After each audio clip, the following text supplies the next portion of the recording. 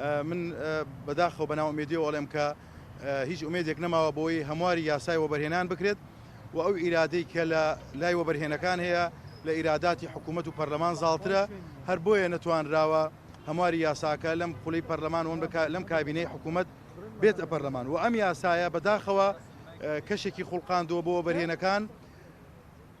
ترامپ کە 3 ملیار دۆلاری هەیە بوو بە سەرۆکی ویلایەتە یەکگرتووەکانی ئەمریکا، بەڵام دەیان ترامپ لە کوردستان دروست بووە بە حکمی ئەو یاسایەی کە کەشێک و ژینگەیەکی بۆ ڕێخستون کە سەرمایەکی خەیاڵی کۆبکەنەوە.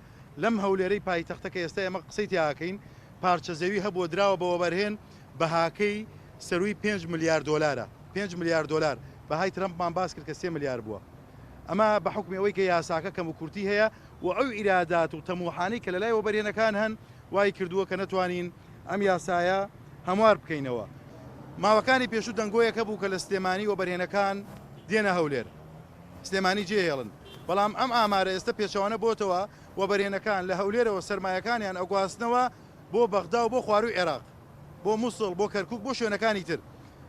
بەڵام بەپێ ئەو یاسایە بەداخەوە هیچ ڕێگریەک نییە بۆی کە ئەو سەرمایەی کە لە ئەم هاو لەم وڵاتە کۆکراوەتەوە لەسەر قوت و گیرفان و ژیانی خەڵک کۆکراوەتەوە ڕێگریان لێ بکرێت نەیبەنە دەرەوەی هەرێمی کوردستان.